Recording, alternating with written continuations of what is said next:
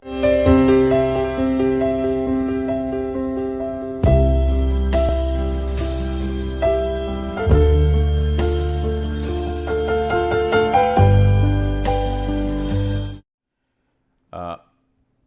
everyone. So, if you recall that we are doing phase change heat exchangers, and in that for last a number of classes we are considering condensers, and condensers we have started with surface condensers. In a surface condenser, condensation takes place outside the outside the tubes. The condensation takes place. The vapor condenses outside the tube. Through the tube, the coolant is passed. Okay. So, surface condensers are generally liquid cooled condensers, and many of the surface condensers are of cell and tube configuration, and they constitute a very large number of condensers used in power plant, used in process industries, and obviously in other industries also. And but that is not the only configuration of condenser. There is another variation which is if we come to the present slide, title slide, condensers with in tube condensation. That means, inside the tube also condensation may take place, and this process is known as in tube condensation, and there could be a large number of heat exchangers with in tube condensation. Here in this figure I have shown a vertical tube, vapor is flowing in the downward direction and condensation is taking place on the wall, vertical wall of the tube. So, this is simply an example of in tube condensation. So, in tube condensation, if these vertical tubes are there are in fact vertical condensers where in tube condensation takes place, and inside the vertical tubes there will be condensation, and in the cell side there will be coolant. This kind of condensers are there. Vertical tube and the type of configuration which I have shown is very good, because the gravity is helping to drain out the condensate. In fact, whenever we think of film wise condensation, so then the film drainage is one of the issues, and the film drainage is best done by gravity. So far, that is the best method.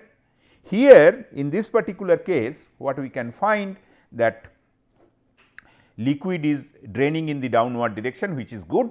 At the same time, vapor is also flowing in the downward direction. So, vapor will push the liquid in the downward direction. This is good.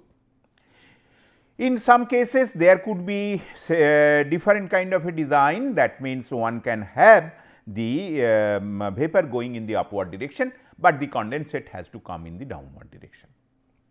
So, that kind of configuration, though in some design it is there, it may give some problem. A large number of condensers allow condensation of vapor inside the tube.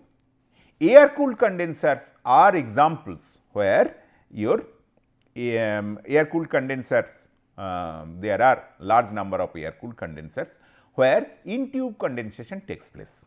Of course, the vertical tube condenser whatever I have told, the example which I have given, this is probably from a cell and tube heat exchanger, where cell side there will be some liquid, but there could be air cooled condenser, particularly in refrigeration and air conditioning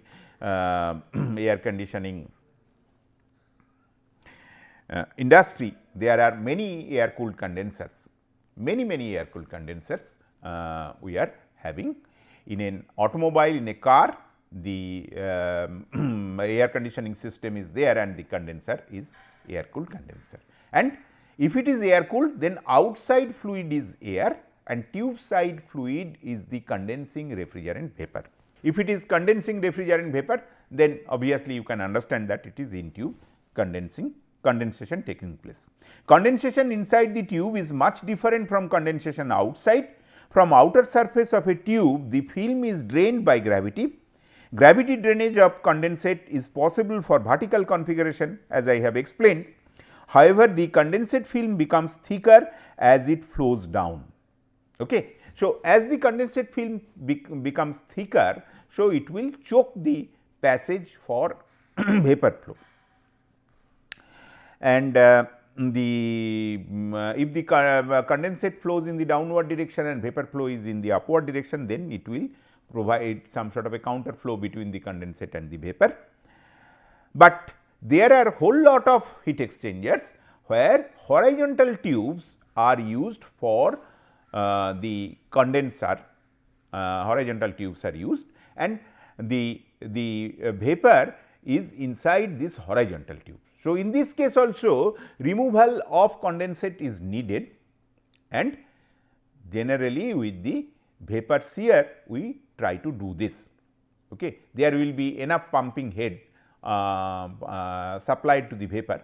So, vapor will push the liquid, because it is horizontal, we are not getting any advantage from the gravity.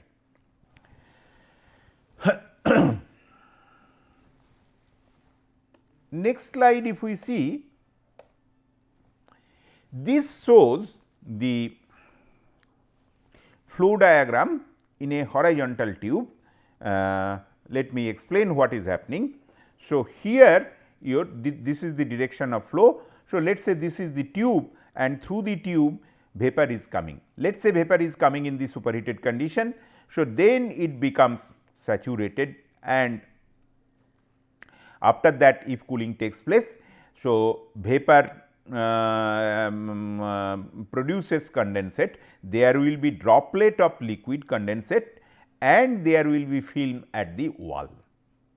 So, here it is totally vapor, and here we will have vapor layer outside, inside this liquid condensate layer outside, and that means at the periphery of the tube, and then the droplet of liquid that will be in the core. We can have this kind of a configuration, and in case of in tube condensation inside a tube, gravity plays a very important role, and due to gravity the heavier fluid, that is the condensate, that tries to occupy the bottom side of the tube, and it is called stratification. So, then the vapor and liquid, they will occupy different parts of the tube. At the top side there will be vapor, and at the bottom side there will be liquid.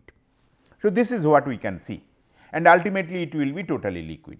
So, here we are showing some sort of a configuration where at one side of the tube superheated vapor enters, and from the other side of the tube subcooled liquid goes out.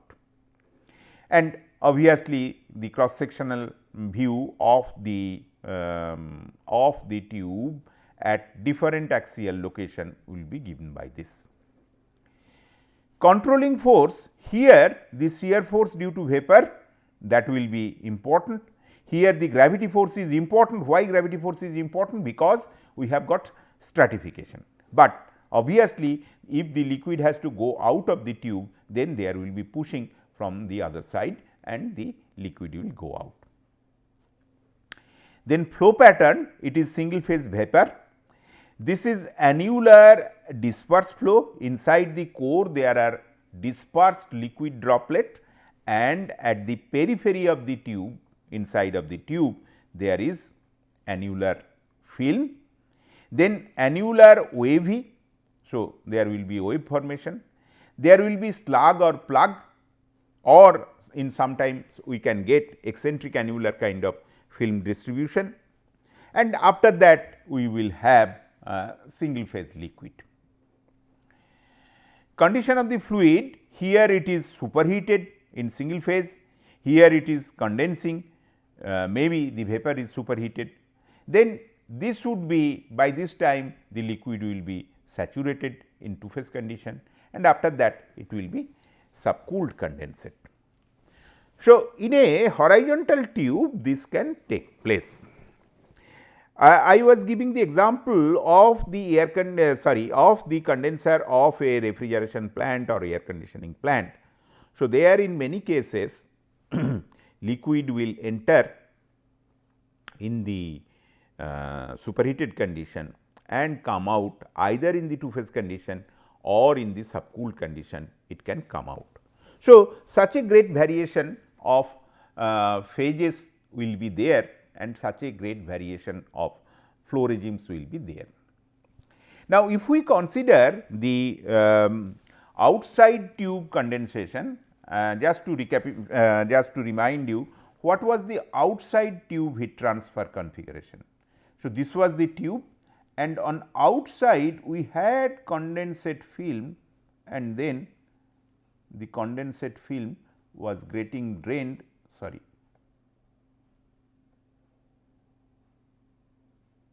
like this.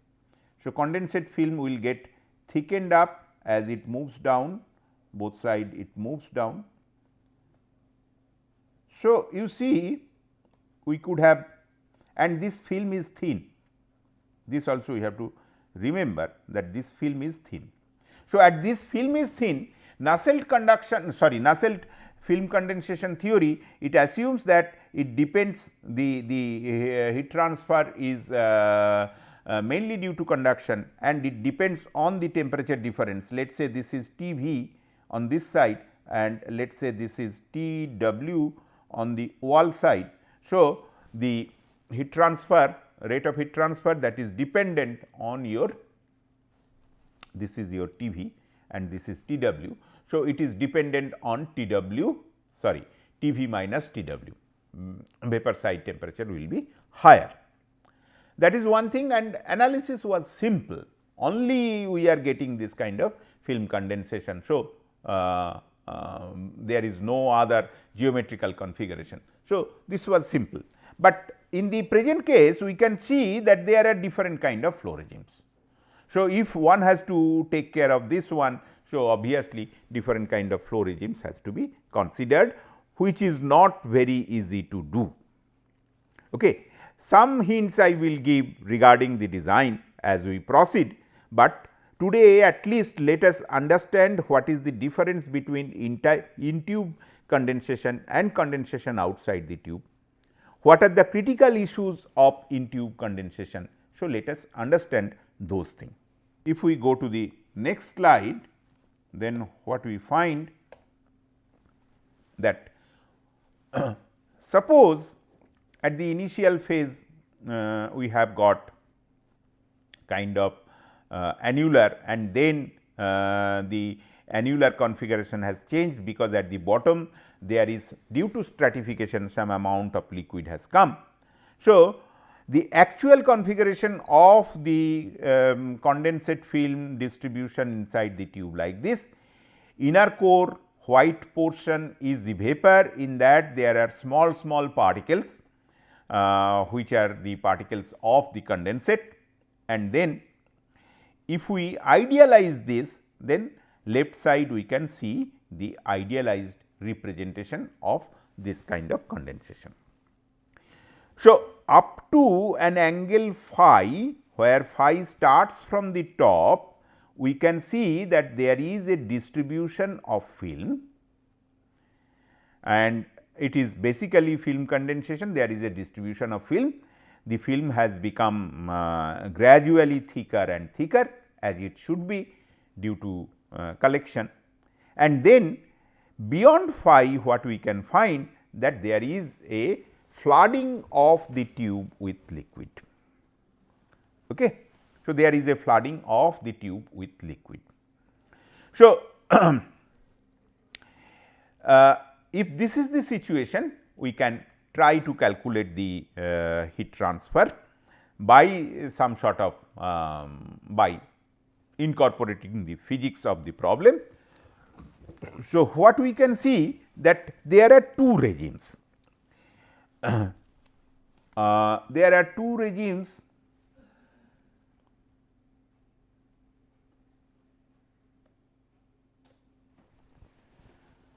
up to this, sorry, let us take some other color.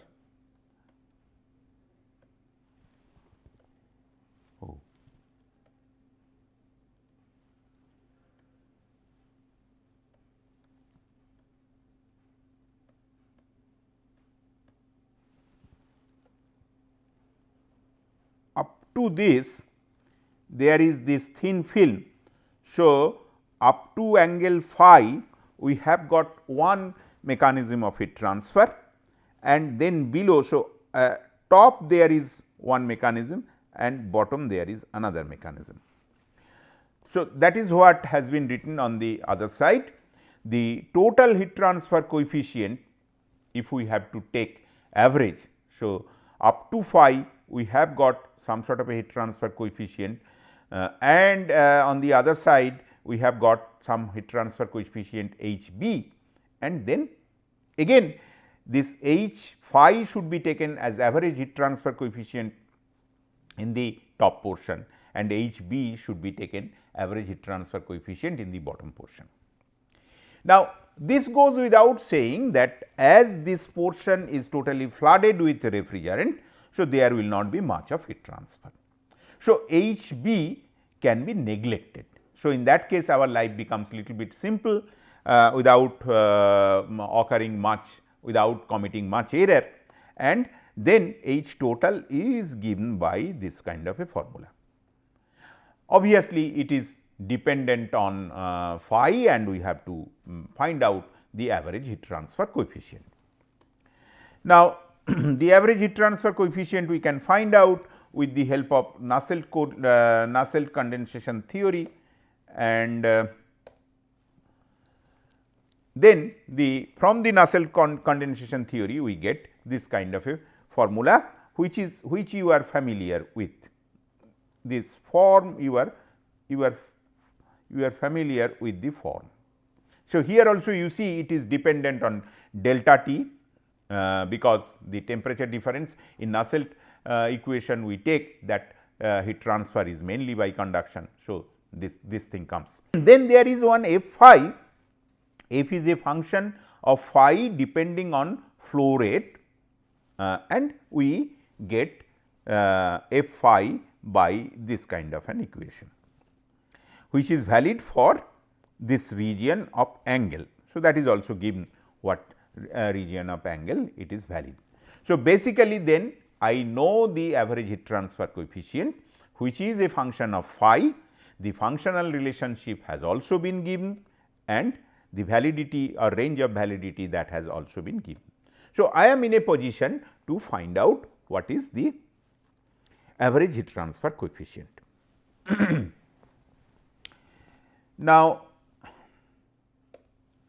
let us go to the next slide.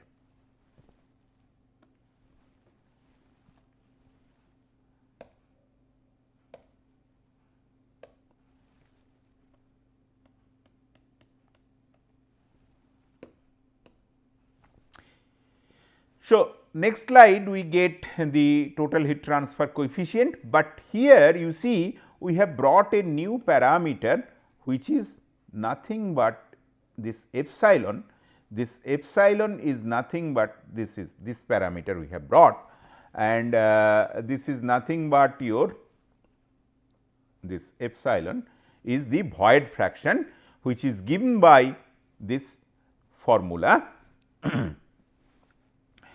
And annular or bubbly flow. So, this formula is for annular or bubbly flow. In this region the heat transfer coefficient can be calculated from another kind of a formula it has been given. So, when there is a stratified condition which I have shown in the the previous slide. So, we can calculate the H total. H total means considering both the bottom side and the top side. Of course, bottom side heat transfer we have neglected.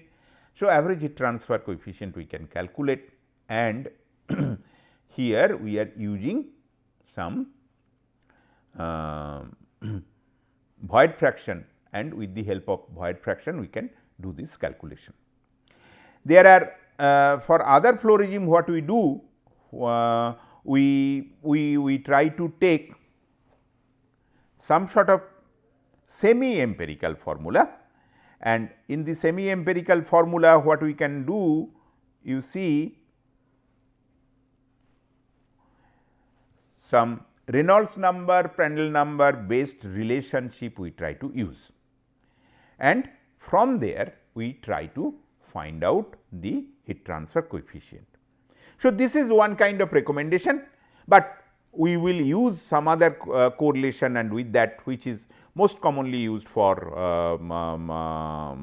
condensation heat transfer, and with that we will try to solve some sort of a problem. One problem at least we will try to solve. May not be as rigorous as the previous problem, but at least in tube condensation how one can take care of. So, that we are going to discuss. So, what we have got so far from the discussion, that as in many heat exchanger condensation takes place outside the tube, in many heat exchangers condensation takes place inside the tube. In tube condensation is difficult to analyze compared to condensation outside the tube because there could be different kind of flow regimes, and mainly we have to depend on correlation. Outside tube we could have depended or we could have relied on the analysis which has been given by Nusselt. By modifying this analysis we could have done the prediction of heat transfer coefficient, but the same thing is not possible in many cases in case of in tube condensation. Some effort has been made.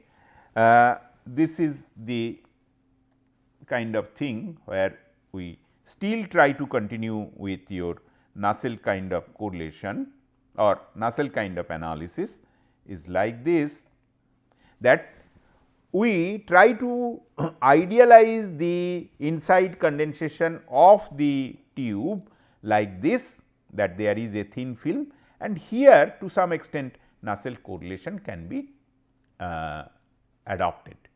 But problem is that we do not know exactly how long this Nusselt correlation can be adopted, because how long will this typical type of flow regime will continue. So, this is one aspect which we have to take care of. All right.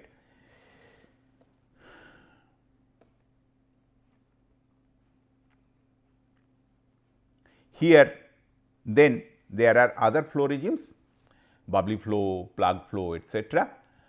So, plug flow, bubbly flow and annular flow, these three are the three main type of flow in case of our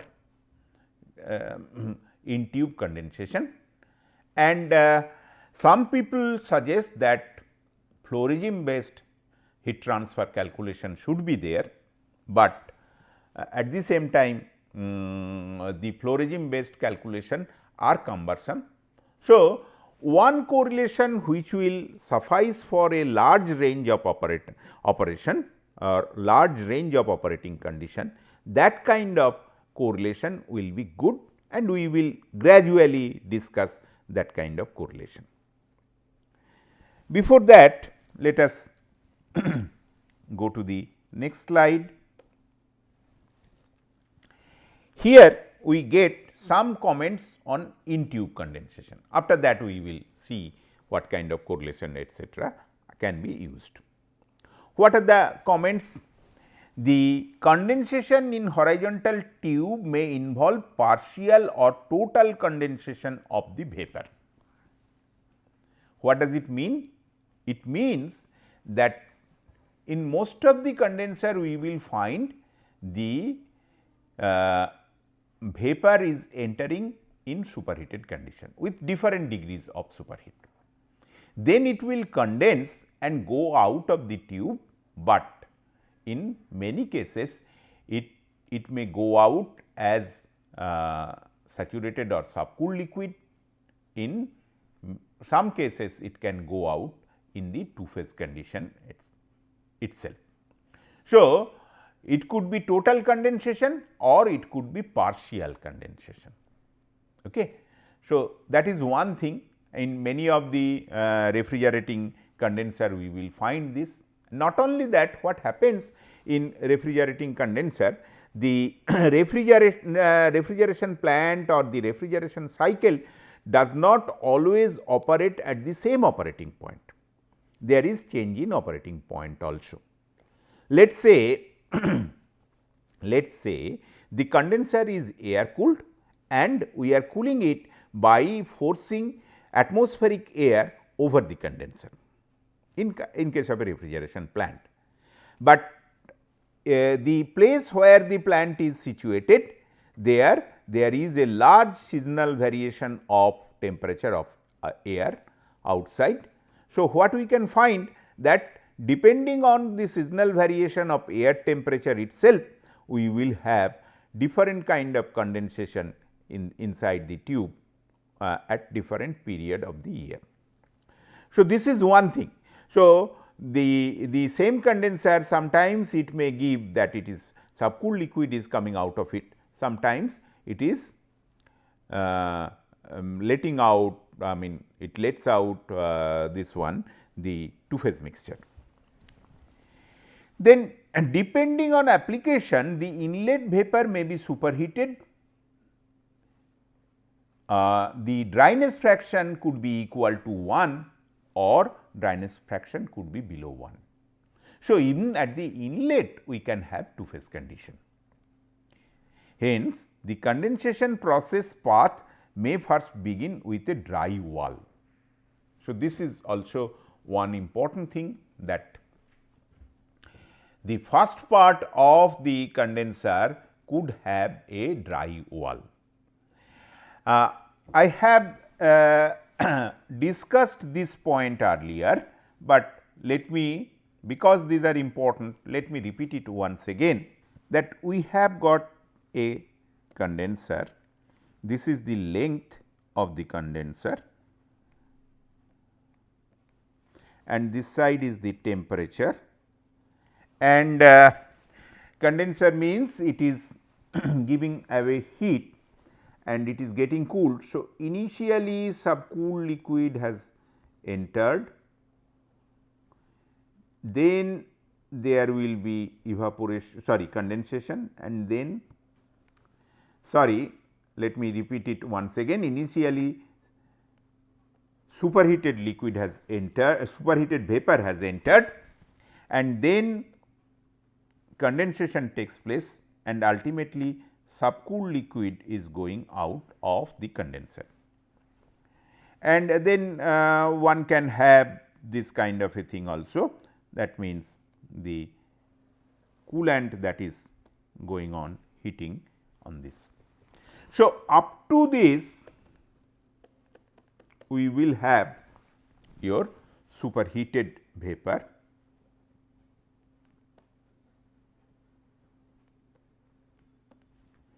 then here we will have condensation,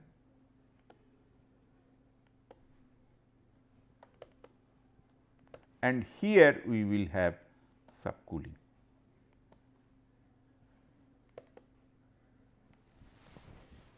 Okay. So, this is what has been told in the previous slide, and many of the practical heat exchangers are of this kind.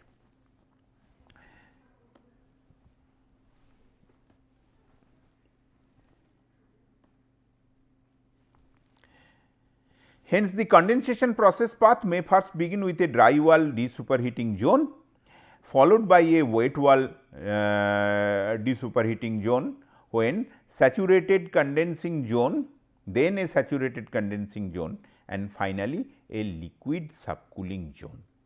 So, these many zones will be there, and you can understand what is the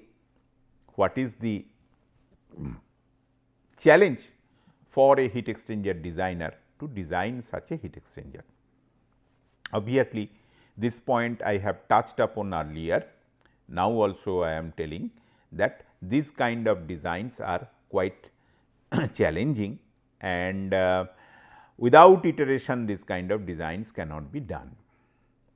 So, what we do, and again I have told that let us say for a particular duty we have somehow calculated what is the desuperheating zone, what is the two phase zone, and what is the subcooling zone, but the duty or the demand or the heat load that changes. So, obviously, there will be shift of these zones. So, many cases by providing extra capacity of the heat exchanger, in this case condenser, we take care of this aspect. Otherwise, if our design is very tight, then it will be sufficient for a particular operating condition, for other operating conditions it will not be sufficient. Okay. Then the next point, the condensing heat transfer coefficient is a strong function of local vapor quality, decreasing as the vapor quality decreases. So, this is also one thing, that it is a strong function of the vapor quality and it decreases as the vapor quality decreases. So, there are several reasons for this. One reason is that as long as vapor is there, then condensation is taking place and some amount of heat is transferred due to latent heat.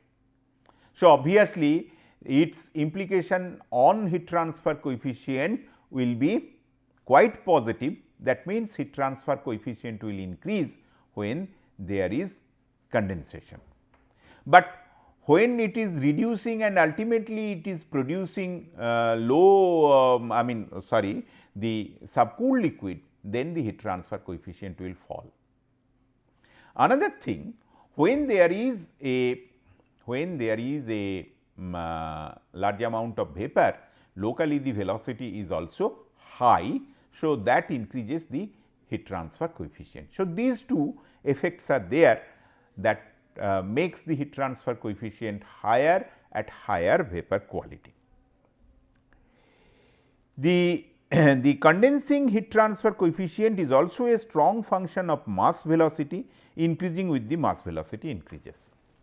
This point does not require much of explanation, because more the velocity, more will be the heat transfer coefficient. We will see that here also we will the main mechanism of heat transfer is convection. So, in convection we know as the mass velocity increases or the Reynolds number increases, we were having higher heat transfer coefficient. So, obviously, this is not difficult to understand or explain.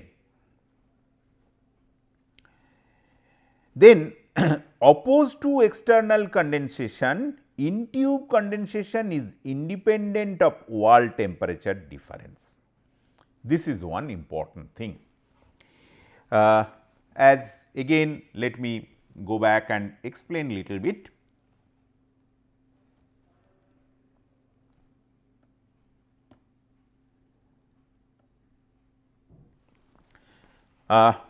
In Nusselt condensation theory, as the film form, so this side is TV, sorry, this side is TV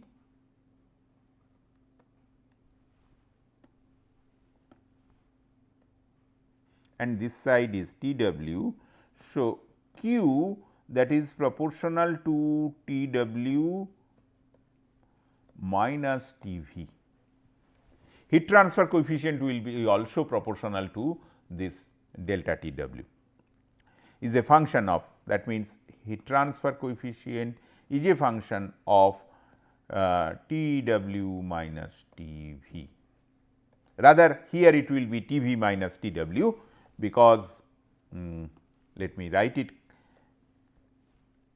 correctly, otherwise you may have a wrong conception. So, this is T wall and this is TV, and T wall is greater than less than TV, and heat transfer coefficient will be a function of T V minus TW. So, this is for Nusselt's film condensation theory. Now, when in tube condensation is taking place and we have got very different kind of flow regimes, these are vapor and this is liquid. So, here the heat transfer coefficient will not be dependent on your wall temperature difference. So, this is a difference between your in tube condensation and condensation over the over the outside surface of the tube. Once we have explained it, let us go back to our previous slide. So, except at low mass flow rate in stratified type of flow, we will not have any dependence on the wall temperature difference, that is T sat minus T w, which I have written as T v minus T w. So, the heat transfer coefficient will not depend on this. So, let us we are towards the end of our discussion. So, let us recapitulate what we have done, that in tube condensation is completely different from the condensation outside the tube, and in tube condensation is rather more complex phenomena due to the presence of different flow regimes. Heat transfer coefficient can vary quite a large along the length of the tube, and we will see how to calculate it with the help of definitely correlations are to be used, and what kind of correlations we will see in our next lecture. Thank you.